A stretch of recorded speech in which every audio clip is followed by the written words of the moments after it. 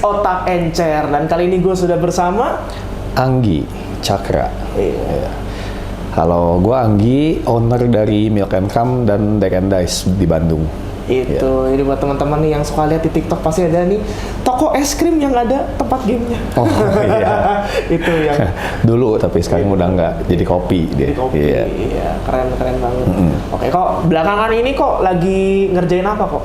Kalau sekarang sih kita lagi ngerjain core-nya pasti di Milk and Come ya. Jadi kita lagi mulai beberapa diversifikasi bisnis juga, nambah produk. Terus nanti akan kita mulai coba bikin turunan brandnya untuk nyari market yang berbeda. Dan kalau untuk yang di Deck and Dice ini juga ya kita lagi jalanin juga sih, bikin event segala macam gitu sih, paling itu sekarang. Oke. Jadi sedang mencoba untuk ngegedein ya. Iya betul. Nah sama kok belakangan ini lagi belajar apa nih? Maksudnya sesuatu yang kayak ini menarik nih gitu. Belajar apa? Karena mungkin di es krim ini, di Milk and Come kan kalau ceritanya tuh kita tuh semua ini bisnis family sebenarnya, bisnis keluarga. Cuman di keluarga kita yang ngebangun ini tuh sama sekali nggak ada yang punya basic kulineri sebenarnya. Jadi nggak ada yang sekolah kuliner, nggak ada yang not even kepikiran gitu. Kita tuh bakal buka ini ya. Jadi kalau basic kan sebenarnya papa kan ngerjain di tekstil. Jadi aku juga dulu pernah bantulah beberapa lama. Nah, terus saya juga pernah kerja waktu sebelum buka bisnis ini, pernah kerja. Terus kemudian COVID hit, kita nggak ada kerjaan juga, banyak di rumah kan. Kemarin tuh lagi pandemi, kurang lebih kayak ada mungkin 8 bulan atau 6 bulan ya kita di rumah. Terus di momen yang sama, adik gua emang umurnya jauh beda ya, beda hampir 9 tahunan ya. Itu di 2019 tuh dia lulus kuliah dari Prasmul. Jadi basicnya kalau gue dulu kuliah di Unpar, TI, Teknik Industri. Adik gue bisnis di Prasmul. Nggak ada yang makanan lah pokoknya. Nah begitu dia keluar tuh, dia mau nyari kerja. Terus kita pikir, ya lu mau kerja apa lagi momen kayak gini ya? Orang lagi kerja aja dipecat-pecatin kan. Bener. Akhirnya kita diem di rumah, gabut. Nah basicnya tuh memang kita suka makan es krim sebenarnya. Jadi kita tuh beliin kayak es krim yang kayak model-model Dairy Queen lah, Häagen-Dazs gitu, kita suka makan. Terus iseng di rumah gabut, nggak ngapa-ngapain, ya udah kita coba beli mesin es krim waktu itu. Tapi mesin kecil lah yang buat homemade, yang buat bikin di rumah, yang paling 1 liter lah gitu. Terus ya udah cobain yuk bikin, nonton YouTube lah, riset setelah baca-baca. Ternyata adik gua emang kebetulan dia suka juga ngulik-ngulik lah ya. Jadi dicoba-coba, jadi lagi, bikin lagi, mulai kasih coba ke orang-orang bilang, wah ini lumayan nih. Ya udah dari situ mulai mikir, kenapa kita nggak bikin aja gitu kan. Bener-bener lagi COVID tuh, jadi 2020 Milk and Come tuh bulan September. Jadi kalau tanggal soft opening tuh September, tapi openingnya banget tuh nanti Oktober. Di tanggal 14-an ya atau 18 ya kalau 18 Oktober ya kalau nggak salah. Nah, jadi tepat 3 tahun nih. Pas lagi COVID itu, jadi kita langsung ya udah deh kita buka aja gitu, kita cobain gitu. Gitu. Pada waktu buka juga itu ya lagi COVID ya, emang kita nyari tempat juga waktu itu kebetulan dapat langsung di Pascal kan. Terus pertama buka kita juga nggak pakai pegawai, kita pegang sendiri. Karena kita nggak berani lah, maksudnya kan kita waktu itu kita nggak punya basic itu satu, kita bukan franchise juga, kita bukan anak siapa-siapa juga lah ibaratnya, jadi kita nggak punya advantage kan. Bedanya kalau misalkan lu udah mungkin lu orang terkenal atau apa, lu buka something kan boomnya cepet kan. Kalau kita kan benar-benar dari nol, even the brand pun ini kan bukan franchise, jadi kalau misalkan kamu cek juga kita kan udah patenin atas nama kita juga kan, si Milk and Come ini bukan franchise, jadi benar-benar brandnya dari nol, produknya juga kita dari nol. Jadi waktu kita buka pun kita ada yang namanya kita bisnis, ada lah ya kekhawatiran kan, maksudnya ini kita jadi nggak nih gitu, ya kan? Betul. Jadi nggak nih, ya udah. Jadi kita mulai reduce damage-nya tuh, ya udah lah kita nggak usah pakai orang dulu. Kita kerjain ini sendiri. Ya kan dulu kan kamu juga pernah kan waktu kita masih kerjain sendiri pernah datang. Jadi sampai 6 bulan ternyata wah lumayan nih, growth-nya cukup bagus. Karena kalau buat saya lihat bisnis makanan kelihatannya dari kalau 1-2 bulan pertama itu pasti rame kalau tempat baru buka makanan. Nah biasanya kita bisa lihat dia punya kelanjutan ke depan tuh setelah 6 bulanan biasanya ya. Kalau dia tetap 6 bulan atau 7 bulan tuh stabil, harusnya Napasnya panjang. Napasnya panjang. Tapi kalau baru 1-2 bulan, apapun yang kita buka biasanya sih 1-2 bulan rame. Namanya juga baru kan gitu. Iya. Cuman apakah orang repeat nggak? Terus nyawanya gimana nih 6 bulan? Nah, begitu kita lihat, oke, kayaknya ini lumayan, baru kita mulai decide, oke, gedein deh. Pakai orang, mulai bikin sistem. Awalnya kan ya gitulah, Iya. setengah bercanda lah gitu ibaratnya kan gitu. Ya, bakatku butuh lah awalnya kan gitu. Gitu loh ceritanya, Yonatan. Lucu juga Gitu. ya. Ya iseng-iseng lama-lama. Taunya Ya, tahu-tahu gitu. Memang bener, aslinya iseng-iseng. Bakatku butuh lah itu hitungannya. Kalau bahasa orang Sunda ya. Jadi kita juga nggak kepikiran, tahu-tahu jadi. Kita juga kerjain sendiri, benar-benar sendiri, literally dari bukanya sampai tutupnya, sampai bebersihnya, produksinya. Kita berempat, saya, adik saya 2, sama istri saya berempat. Ya udah ya, namanya frontline, jaga toko kita kerjain tiap hari. Nggak ada libur ya, kerja 7 hari seminggu. benar-benar. Terus pokoknya gitu. Kita lihat 6 bulan, 7 bulan ternyata oke ya, baru jadi sampai hari ini gitu. I see. Gitu. Iya. Nah tadi aku ada Koanggi kan sempat mention tuh sebelum ini pernah kerja, berarti ada bisnis sebelumnya. Itu Pernah. pertama ngerjain apa dulu kok sebelum Milk & Crumb ini? Waktu saya kuliah belum beres tuh sempet coba bisnis di kain lah, di tekstil, karena kan bokap kan main kain, jadi mungkin pasti kan basicnya kita akan jalanin yang diturunin dulu lah sama orang tua kita kan. Ternyata jalan juga nggak terlalu bagus. Terus gue sempat kerja juga di Astra. Nah, keluar ya, bukan karena COVID sih, memang waktu itu mau keluar aja, tapi kebetulan ya, abis gua keluar nggak lama COVID. Waduh. Yang orang bilang ya kalau masih di situ ya namanya kita orang kerja lagi zaman COVID kan susah juga kan gitu ya. Jadi nggak tahu, kita juga nggak tahu ada COVID. Emang gua mau keluar 2019, kalau nggak salah Juli atau Agustus. COVID itu kan awal tahun ya, 6 bulan kemudian kan gitu. Gitu. Sempat lah itu. I see. Nah, berarti kalau misalkan anggaplah pertama nih, orang kan kalau di F&B tuh kayak aku suka ngerasa tuh kayak semangatnya Coca-Cola. Gimana tuh? Jadi Coca-Cola kan kalau Dikocok, bus keluar. Abis itu udah letoy lagi gitu. Iya, letoy lagi. Nggak salah kan? Nggak salah. Iya. Ya kan kayak gitu. Awalnya waduh gitu ya. Awalnya semangat. Nah, terus dari Koanggi sendiri tuh gimana cara Koanggi itu nge-maintain tadi setelah pas 6 bulan itu kan berarti Koanggi maintain kan supaya dia bisa sustainable sekarang di tahun kedua. Nah itu caranya gimana? Oh, sekarang ketiga. Ya. Ketiga. Malah. Caranya gimana? Aduh ya, kalau kita kan balik lagi ya, kita cari motivasinya apa kan gitu. Nah, ya kalau saya sih ya ini kita ngomong jujur ya, maksudnya fakta aja ya. Kita kan kerjain sesuatu bisnis pasti cari duit lah. Ya kalau nggak ada duitnya ya bukan bisnis ya, namanya yayasan ya, jadinya yayasan aja ada duitnya ya kan. Nah ya kalau saya sih mikirnya karena emang kita mau nyari duit, dan saya lihat beberapa bisnis yang bagus karena dia nggak, kalau kita dulu di TI dan di Toyota tuh diajarin namanya Kaizen, mungkin pernah dengar. Iya, Kaizen. Ya, jadi selalu improve. Jadi there's no best way, but there's always a better way. Maksudnya, lu nggak mungkin ketemu satu yang terbaik, tapi lu pasti bisa perbaikin terus gitu loh maksudnya. Nah, kita pikir kalau kita begini terus ya udah begitu terus, nggak bisa maju-maju kan. Makanya kita tuh cari tuh apa nih. Jadi kayak kita harus ngeluarin something yang baru lagi. Kita diversifikasi. Contohnya kayak sekarang kita jadi jualan kopi. Itu kan kita mulai diverse nih. Iya, betul. Ya kan nanti kalau misalkan kita cerita kopi di Milk & Crumb tuh kopinya kita bukan specialty, memang orang minum kopi, tapi karena kita basicnya es krim, kita dorongnya dia ke affogato karena kan es krimnya kita udah ada. Iya. Gitu, jadi ya kita mulai cari ini orang kebutuhannya apa sih, dengerin orang datang. Kadang-kadang orang lihat Milk & Crumb tuh kan dekornya kan kayak coffee shop kan, Bener. begitu dia masuk jual kopi ya. Iya.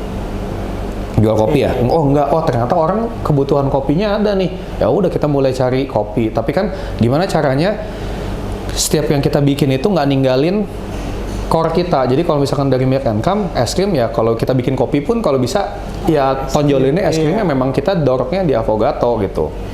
Es krim kita gitu. Terus nanti ke depannya mau bikin apa? Misalkan ada pancake atau apapun yang pakai es krim ya mungkin bisa kan gitu. Jadi kita selalu cari caranya bukan yang Coca-Cola supaya boost terus itu ya mungkin pertama motivasinya apa, kalau kita ya jujur aja kita juga ada kebutuhan ya, namanya kita cari duit. Nah gimana cara maintain supaya orang nggak jenuh, pasarnya ya mungkin kita create something new terus, perbaikin terus dari produk dan service juga kan gitu. Keep improving Pasti iya. I see. Nah selama jalan nih kok nggak mungkin kan mulus dulu. Enggak, iya. Ada ya lo naik turun naik turun.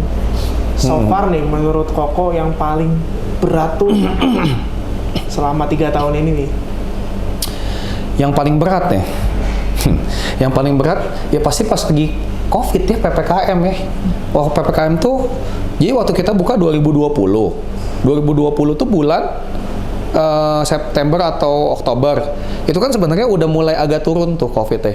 Awal-awal meledak kan dia di Maret kan. Iya. Yang di kita di lockdown tuh antara di bulan Maret sampai bulan Agustusan kalau nggak salah. Betul. Terus kita udah mulai buka nih. Enak-enak nih jualan 4 bulan, ketemu Desember orang liburan ya kan. Ya. Terus Januari PPKM lagi sampai Februari. Buka lagi 3 bulan, Juninya PPKM lagi sampai Agustus. Nah, di situ sih lumayan juga. Terus waktu itu di tahun pertama sebenarnya kita sempat buka di mall kan waktu itu. Iya, benar, di PVJ ya. Iya.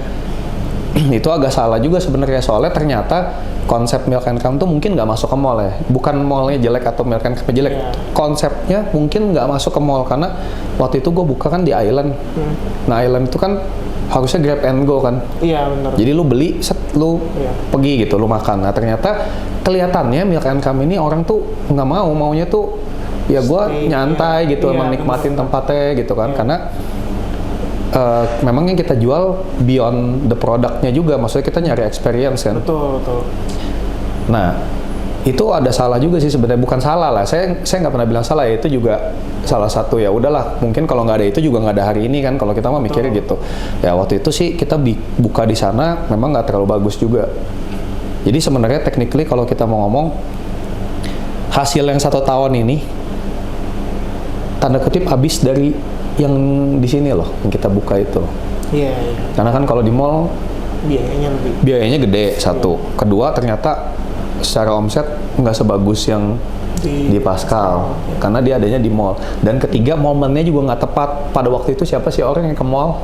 Bener juga, iya. Lagi PPKM, dan kita saya buka di mall tuh bulan Mei, PVJ, Juni sampai Julinya langsung PPKM. Iya. Baru 1 bulan tuh jualan 1 bulan PPKM. Nah PPKM apa yang terjadi? Udah pasti tutup mall full. Iya. Bayar sewa tetap, tapi cuman 25% kalau nggak salah. Karena kalau misalkan nggak bayar, boleh pilih sih mau bayar atau nggak. Tapi kalau nggak bayar harus dikosongin. Jadi jangan taruh bank. Jadi dia hitungannya kayak ngecas buat holding cost lah di sana. Iya. Ya udah kita pikir, kalau kita keluarin juga ongkosnya berapa, belum repotnya kan. Ya udah aja bayar terus jalan. Pegawai kan waktu itu saya udah hire orang untuk 2 tempat. Iya. Ya kalau itu tutup kan orang ini harus tetap saya kasih makan juga. Iya. Ya jadi emang itu lumayan tuh di situ tuh. Iya. Damage-nya sampai sekarang ada tinggal dikit ibaratnya. Jadi sekarang ya, jadi kalau mau ngomong realnya ya sekarang yang kita kerjain itu ya ada lah ya. Maksudnya yang kemarin itu kita udah kumpulin kan setahun tuh buka dari September sampai kurang lebih Mei lah ya, 8 bulan. Terus kita coba-coba di sana agak sedikit jelek, kita ngabisin 1 tahun, kita nggak lanjutin, tapi kan itu ada harga yang harus dibayar di sana kan sebenarnya gitu. Itu sih paling. Benar. Jadi kalau misalkan aku boleh ngerangkum mah bener sih, maksudnya aku dari belakangan ngobrol sama itu pasti ada mistake yang akhirnya tuh gua tahu ternyata nggak bisa begitu gitu. Iya gitu, aha momennya. Aha ya. Jadi kayak sekarang misalkan mall nawarin ada sih beberapa ya, maksudnya ada lah ya, namanya orang mall kan dia datang meminta ketemu ownernya, nawarin ya kita sih kayaknya belum deh kayaknya, soalnya kayaknya ya bukan arahnya bukan ke sana gitu kayaknya gitu.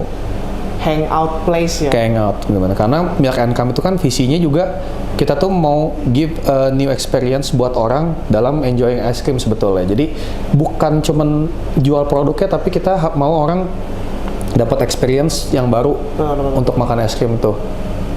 gitu. Lahirnya kan dari sana Milk and Come ini. Iya. Berarti itu sebenarnya kan dua hal yang berbeda lagi. Dua hal yang berbeda. Yang satu mah es krim makanan, yang satu Deck and Dash TCG. Iya, hobi lah. Iya, gitu. hobi. Nah itu gimana kok? Nah, awalnya. Kalau Deck and Dash itu, saya tuh sebenarnya saya pemain yang namanya TCG itu dari Pokemon ya, lebih tepatnya itu dari tahun 99 pada waktu dia pertama kali keluar di Indo ya waktu itu.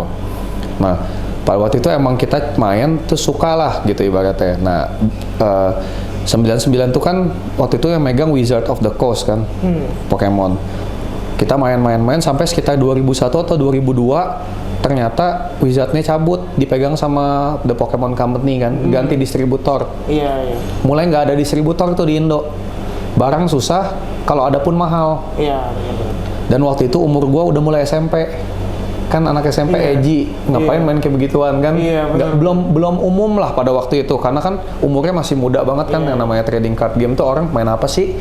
Kayak gitu kan, belum kayak sekarang lah gitu. Betul. Belum ada yang World Championship-nya lah, belum ada apa. Nggak jelas lah lu main tuh ngapain kan gitu. Ya berhenti kita, udahlah ya udahlah, udah barangnya nggak ada, terus udahlah, udah gede juga kan, kita pikirnya kan gitu kan. Iya, benar. Nah, terus ternyata 2019, makanya saya bilang ini tuh runtutannya lucu. Waktu saya 2019 keluar kerja, tanpa saya tahu bakal ada COVID, tanpa saya tahu bakal ada Pokemon Indonesia loh. Pas ya timeline. Pas, karena apa? Kan saya bilang sama orang-orang, kalau pada waktu itu gue masih kerja, gue nggak mungkin main Pokemon. Bener, nggak ada waktu. Awal pertamanya ya, untuk cari tahu aja mungkin udah nggak kepikiran kayaknya. Ya kan, cuman kan waktu itu kan udah berhenti, terus tiba-tiba ada nih. Ya udah cobain bahasa Indonesia katanya. Oh ya udah, pengen tahu dah bahasa Indonesia. Terus relatif kan sebenarnya harganya lebih murah. Betul. Dibandingin dulu kita beli pada waktu 99 aja ya. Yang namanya booster pack itu, satu pack tuh harganya 10.000. Ingat saya ya, kalau nggak salah 5.000 atau 10.000. Itu di saat bakso itu satu mangkok mungkin 1.500 harganya. Sebelum 98-an ya, 99 ya, sebelum krisis kayak. Itu aja dia udah 10 ribuan ya kalau nggak salah. Itu kan udah mahal kan, uang sekolah aja cuma 30.000 dulu. Dibandingin dengan yang sekarang kan, karena kenapa lebih murah, karena kan ada distributor ya, barang lebih gampang. Ya udah, kita coba main, akhirnya recall tuh mulai tuh. Wah, ramai juga ya, nostalgic. Ya udah, karena kan dulunya kan kita kan beli nggak dikasih lah pasti kan zaman dulu. Sekarang gue bisa beli sendiri, gue beli nih, gue mainin keterusan, ikut event, ikut apa, sampai ke Jakarta, sampai kemana. Dari as a player mulai main ke beberapa tempat, kenal banyak orang di Bandung. Ya udah, terus mulai kepikir ya gimana, ya udahlah kita coba jadiin ini satu income aja lah, side lah gitu, tambahan kan gitu. Ya udah, gue mulai buka. Pertamanya kita, kalau kita bicara bisnis TCG ini, hitungan nggak akan masuk kalau misalkan lo sewa tempat sendiri untuk di Indo. Beda sama Jepang, karena marketnya berbeda. Budaya main kita tuh belum sama kayak di Jepang, satu. Terus mungkin daya beli juga nggak setinggi itu ya. Kalau di Jepang kan harga kita sama Jepang kan hampir sama, satu box kita anggap 600.000, di sana 600, tapi kan GDP-nya beda jauh pasti, pendapatan beda ya. Terus kultur bermainnya juga berbeda. Kalau orang kita zaman lu, gua nggak tahu ya. Kalau zaman gua bilang gua mau main, mungkin nyokap gua bilang, ngapain sih lu main, mending lu les dah. Masih mirip sih ya. Mending lu les dah, lu les kumon kek, lu les apa kayak Inggris. Nggak salah sih, nggak salah. Kenapa? Karena pada waktu itu ya lu main game jadi mau ngapain? Nggak ada industrinya. Tapi kalau kita bicara sekarang, ada orang hidup dari main Dota. Benar. Ada, memang itu udah jadi occupation. Mau gimana ya? E-sport player, top sport player, game developer tuh kan ada pekerjaannya. Sekarang ada. Kalau dulu kan lu mau ngapain main game? Buang duit gitu loh maksudnya. Jadi memang makanya itu yang encourage gue buat gue berani bikin Deck and Dash ini. Kalau kita bicara hitungan bisnis ya, kalau lu harus sewa tempat, lu harus punya orang sendiri, nggak akan masuk hitungannya. Kemana-mana juga nggak masuk gitu. Benar. Cuman karena waktu itu momennya pas, gue punya Milk and Come nih, gue punya ruko yang 3 lantai. Lantai 2 gue nggak tahu mau buat apa. Tapi gue memang udah persiapin one day gue akan diverse ini brand untuk jadi something. tapi belum tahu orang yang core-nya aja kita belum jalanin waktu itu kan. Ini hidup apa enggak nih gitu kan. Nah, akhirnya lantai 2 daripada kosong, gue bukain aja tuh Deck and Dice. Jika bakal orang tempatnya udah ada kan gitu. Benar nothing tulus kan gitu. Terus gue lihat ya udahlah kayaknya mulai sekarang orang juga kalau kita bicara sekarang aja ya, mulai nih anak kecil dianterin sama mamahnya main. Iya. Dulu boro-boro kita mau dianterin main, kita mau pulang sekolah nyuri-nyuri waktu main kan, mana mungkin kita dianterin sama orang tua kan ibaratnya, karena kan beda lah, pola pikirnya kan juga beda. Kalau sekarang kita, kayak gue nih misalkan gue punya anak, mungkin anak gue mau main, ya gue kasih lah, karena gue tahu enaknya tuh kayak gimana dalam proporsi tertentu kan, pasti gue kasih. Gitu, jadi buka Deck and Dice itu karena jika bakalnya emang hobi satu, kedua why not? Gue pikir ini jadi side bisnis. Ketiga memang tempatnya hari itu udah ada. Betul. Di Milk and Come lantai 2. Nah berjalan 2 tahun, akhirnya kita kan harus menambah lah. Maksudnya dari Milk and Come ya. Kita decide ya udah deh kita mulai diversifikasi. Kita bikin kopi deh. Tempatnya di mana? Di lantai 2 aja. Akhirnya Deck and Dice gue pindahin. Kenapa nggak gua tutup? Karena ternyata jalan juga bro. Ya kan sayang dong orang namanya bisnis ya sekecil apapun kalau dia making money, kenapa lu harus udah kan gitu maksudnya. Ya gue jalanin lagi akhirnya gue pindah ke tempat yang sekarang di Baladewa gitu. Iya. Lantai 2-nya di Ruko itu jadi jual kopi. Berarti gitu. kopi itu mulainya dari tahun berapa? Kopi itu baru 1 tahun lalu. Bulan-bulan ini tapi tahun lalu benar-benar baru 1 tahun lah. Waktu itu kan kita waktu itu kita nyewa tuh 2 tahun waktu lagi COVID. Kenapa boleh dan kenapa 2 ya? Karena pertama gue pikir ya kita kan coba ya, nothing tulus awal mulanya nggak ada kepikiran lah gitu. Mau punyalah cita-citanya kita harus gede, tapi kan ya udahlah namanya kita coba kan, why not gitu. Oh ternyata dikasih jalan, pas perpanjang lagi tuh ya udah kita sekalian renov, bikin kopi tahun lalu gitu. Nah kayak brandnya Milk and Come juga. Tapi cuman ya diferensiasinya itu sih. Menurut aku cukup menarik sih karena aku seneng minum kopi, seneng ke kafe dan rata-rata tuh orang tuh latte. Tapi ini kan affogato. Iya, ada gitu ceritanya. Dan makanya sejak itu juga begitu buka kopi, rubah logo juga. Milk and Come tuh kan tadinya nggak gini kan logo itu serubah jadi Milk and Come Ice Cream and Coffee gitu. Jadi kita rubah semua konsepnya, core-nya masih sama tapi mungkin refresh-nya dari refresh logo, refresh dekor, refresh konsep yang tambah logonya ganti juga gitu. Gitu. Nah ini ada topik yang menarik nih. Sekarang tuh kan lagi rame nih soal TikTok Shop. TikTok Shop yang dimana kasarnya itu ngubah cara orang berbelanja dan cara orang melihat produk. Nah kan lagi rame tuh yang Tanah Abang. Rame jualan gordeng aja di TikTok laku gitu ya. Iya gitu. Terus kayak yang digital itu matiin tempat offline. Ya betul. Nah pendapat Koko soal itu gimana nih? Kalau maksudnya secara keseluruhan TikTok Shop bukan terhadap Milk and Come ya? Iya boleh terhadap Milk and Come. Kalau terhadap Milk and Come jujur kita bukan jual produk yang bisa dijual seperti itu. Kenapa? Karena ya lu es krim kalau orang beli juga udah jadi apa ya nyampe tempat dia? Jadi air. Iya bisa sih, tapi maksudnya mungkin suatu saat akan ke sana ya. Cuman mungkin sekarang kita nggak lihat ke sana karena ya fotonya masih terlalu gede ya, terus belum sebanding, nanti dulu deh kita benerin yang di sini dulu gitu ya kalau dari Milk and Come. Kalau dari secara keseluruhan ya sebenarnya nggak ada salahnya juga namanya kita dalam bisnis ya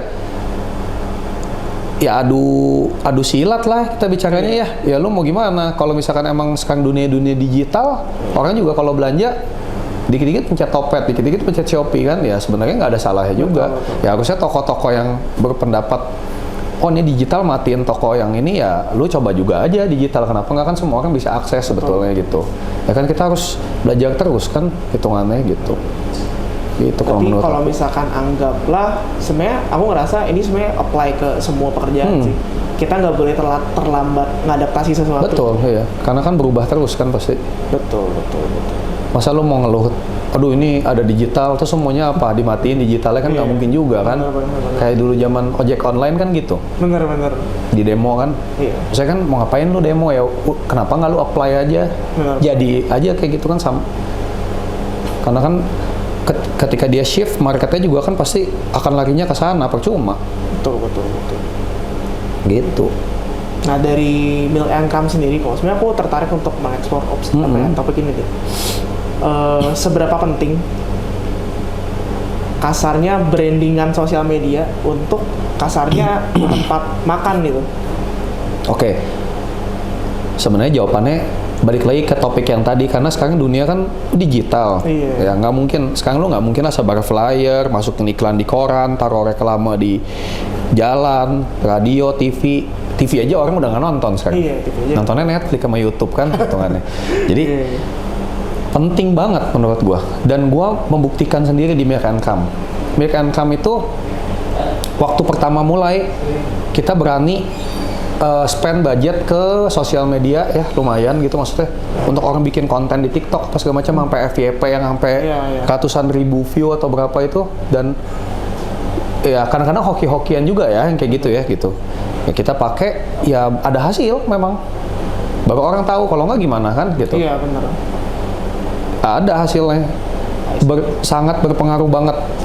Sampai sekarang pun kita di budget marketing ada kok, budget sosial media tuh pasti ada. Benar. Ya. Karena ini sih, aku sebenarnya inget ini satu brand namanya Eat Sambal. Mungkin pernah denger Eat Sambal? Belum sih. Iya. Tapi Jadi dia tuh lucu sih. Dia tuh sebenarnya cuma jualan sambal kalengan gitu. oh. Tapi tuh dia gede bangetnya tuh gara-gara di TikTok gitu.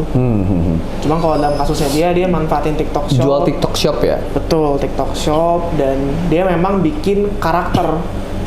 Jadi orang jualan sambal tapi otot-otan. Ya, makanya TikTok Shop tuh saktinya mungkin kalau untuk yang di toko kartu bisa. Iya. Karena apa? Kalau buka TikTok itu orang biasa impulsif. Bener impulsif. Dia nggak direncanain kan. Iya. Dia buka lagi gabut nih, tidur tek. Aduh ada apa nih, sambal ada otot. Wah ya cobain, pencet. Udah datang baru mikir, gua nggak perlu nih kan, kadang-kadang kan gitu kan. Ya. Iya. Kan kalau lu dikasih informasi terus kan kadang-kadang lu nggak pikirin itu penting nggak pentingnya, gue mau gitu kan, ada dorongan impulsif kan. Memang ya itu TikTok Shop itu yang ngecer itu. Makanya ketika orang live banyak, terus dilihat orang pada beli nih. Iya. Waduh, gue mau juga kan, orang FOMO kan pasti kan. FOMO. Udah cobain juga dah gitu, beli gitu. Iya bener. Gitu pasti. Ya salah. Lucu sih. Jadi nah kok, terus untuk buat Milk and Crumb dan Deck and Dice di tahun, anggaplah kita ngomong 2040, amin lah ya yang ke sana. 2024. 40, oke. Jauh ya ceritanya. Kayak apa ya? Apa yang pengen dimajuin gitu, dikembangin gitu, visinya sekarang. Jadi sekarang kalau Milk and Crumb ini sebetulnya sekarang pun udah banyak yang orang datang nanya, mau nggak sih gue beli deh franchise lu, gue mau buka nih somewhere, let's say di Bali, di Jakarta. Cuman kita belum mau. Kenapa? Karena ketika lu decide untuk lu bikin franchise, lu harus punya sistem yang bagus dulu di dalamnya. Betul. Satu itu ya. Kalau apa, banyak banget, nggak usah sebut merek lah, banyak orang yang ya udah deh, gue mah yang penting jualin aja franchise, taking money. Iya. Kan udah enak loh. Lu jual SAM jebret, dibayar orang, tinggal tidur di rumah. Nggak usah kerja apa-apa. Dia mau rungkat, tapi kan nggak bisa begitu. Brandnya pasti hancur. Banyak banget tuh yang kayak gitu. Benar. Akhirnya orang beli, jebret, tau-tau nggak diurusin, hancur gitu. Nah, gue tuh nggak mau. Kenapa? Karena gue merasa Milk and Crumb kan kita bikin dari nol. Ya, jadi kita maunya panjang. Sekarang kita makan dari sini. Ini nggak boleh hancur nih. Nomor satu ini dulu brandnya. Jadi ketika lu coba franchise ke orang, walaupun lu terima duit, tapi nilai brand ini tuh nggak ada harganya gitu. Kalau buat kita. Betul. Untuk saat ini ya, ini tuh lu nggak bisa beli lah ibaratnya gitu. Nggak bernilai lah. Anggap oke lah. Anggap nih orang mau beli 1M gitu. Gede duit itu. Ya mungkin kalau gue jalanin terus juga dapat 1M, nggak tahu tuh kapan lah ibaratnya kan. Cuman kita punya prinsipnya, nanti deh tunggu kita bikin sistem dulu yang benar, kita tes dulu seperti apa. Nah sekarang kita tuh lagi menuju ke sana sebenarnya. Kita lagi bikin sistem seperti apa di dalamnya terutama, terus operasionalnya kayak gimana. Karena kan kalau sekarang kan kita bicaranya running bisnisnya kayak apa sih? Ya basic family business gimana sih? Iya. Kan kita pegang sendiri semua kan. Benar. Sampai sekarang loh masih. Ya. Sampai sekarang masih sampai bikin es krimnya pun Masih sih. bisa semua gitu ibaratnya. Nah, Iya. makanya ini kalau melenceng dikit lagi, makanya ada orang yang punya bisnisnya, nggak semua ya. Ini hipotesis ya, Hipotesis. bukan fakta. Iya. Nggak tahu ya, belum pernah riset juga. Belum tahu. Tapi hipotesisnya dia tuh nggak ngerti apa yang dikerjain, ngerti nggak? Make sense. Dia punya duit nih, Bener. banyak duit gua, 500 juta. Oke, gua mau bikin toko kopi. Tapi dia nggak ngerti kopi itu kayak gimana ya. Bikinnya gimana? Oke, nggak gampang, gue punya duit, gue hire aja barista. Number one in Bandung, bayar berapa? 1 bulan lu mau gaji 10 juta, gue bayar. Tapi kan nggak bakal lama yang kayak gitu. Karena lu nggak tahu, lu mau bawa ini seperti apa kerjainnya. Operasionalnya kayak gimana, lu nggak pernah turun. Bener. Lu nggak lihat, tiap hari kayak apa, taunya dapat report doang. Taunya rugi, tutup. Iya, gitu. Kan sering yang kayak begitu kan. Nah, banyak lah yang kayak gitu ya. Jadi Iya, maksudnya gini, ketika lu bikin something ya kalau kita di sini prinsipnya kita harus tahu dari A sampai Z. Jadi kalau ngomong kasar sampai cuci kamar mandi, caranya gimana pun lu harus tahu. Baru lu bisa suruh orang buat kerjain. Makanya sekarang kalau ke semua orang yang kerja di Mirkankam, pertama masuk, saya selalu bilang gini, semua yang saya suruh untuk kamu kerjain itu semua masuk akal dan bisa dikerjain, doable. Kalau ada yang bilang nggak bisa, saya sendiri siap tunjukin caranya gimana, saya bilang. Apa yang, maksudnya kan kadang-kadang orang, nggak bisa nih Bang, nggak bisa. Dan semua udah diukur. Dia 1 hari lu kerja tuh, gue yakin ini bisa karena gue pernah kerjain. Iya. Nah, Bener. jadi ketika awal mula ini dibuka kan kita pernah kerjain, kita tahu lah, ini nggak mungkin dong gue suruh orang ya. Iya. Nah jadi kita sampai bikinnya tahu, es krimnya operasionalnya tahu, serving tahu, how to serve orangnya juga kita tahu, bebersihnya pun kita tahu, sampai detail cleaning apa segala macam kan kita tahu. Jadi apa ya? Ya beda lah pasti sama kalau orang yang lu nggak tahu gitu. Betul. ACC itu menurut aku cukup bagus sih. Maksudnya bukan cukup bagus banget sih.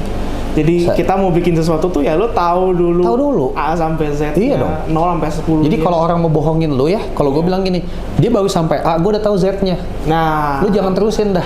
Iya. Tahu kita. Bener. Bikin sistem gimana yang paling gampang. Ya, Betul. contoh kayak misalkan ya lu gimana sih lu hitung ada kecolongan bareng atau enggak, kan lu nggak mungkin lu liatin terus kan tiap hari kan. Iya. Tapi kan lu tahu nih udah ada yang nggak masuk akal nih, kok COGS-nya sekian, anggap misalkan lu dapat omset segini harusnya kepake barang sekian, atau nggak ada ya kemana kan gitu. Bener. Tapi kan lu harus tahu dulu bener-bener hitungnya, lu tahu bikinnya gimana, kemungkinannya apa sih yang melesetnya gitu. Bener. Gitu. I see. Oke, untuk mungkin closing statement. Oke. Closing statement. Pesan yang mau kasih, Ko Anggi mau kasih ke anggaplah yang baru mau bikin bisnis. New brand owners. Oke. Yang pertama, sebenarnya lu tentuin dulu sih mau bikin apa ya. Kalau bisa, yang emang lu passion dari hati. Tapi kembali lagi ketika lu temuin passion, lu harus hitung lagi. Hitungan pasti ada dong. Iya. Lu hitung proyeksi nih, lu harus keluar berapa, lu kira-kira bisa dapat berapa. Karena nggak semua passion itu pada akhirnya menghasilkan. Bener. Karena ketika lu bikin bisnis, objektif utamanya is about making money. Udah nomor satu itu. Bener. Kan bisnis kita bicaranya. Iya. Tadi nanyanya bisnis kan? Iya, Ya. bisnis. Tapi kalau misalkan mau bikin tempat usaha atau apa ya terserah, itu mah ada aja mungkin orang yang emang ya udahlah gue emang seneng Iya. buka toko es krim, nggak untung juga nggak apa-apa, gue mah hobi aja seneng Hobi gitu. aja gitu. Duit gue udah banyak ya boleh. Tapi ini kalau kita bicara bisnis yang objektifnya adalah make money ya, berarti lu tentuin dulu pertama mau bikin apa. Kalau bisa sesuai passion, tapi ketika lu udah temuin passion lu itu, lu harus hitung ulang lagi secara logiknya masuk nggak hitungannya. Kalau dia udah masuk di atas kertas, jalanin, dan kalau bisa lu tahu semuanya dari awal sampai akhir. Riset dulu lah. Betul. coba dulu bikin dan kerjain sendiri. Udah itu aja. Kerjain sendiri dulu deh.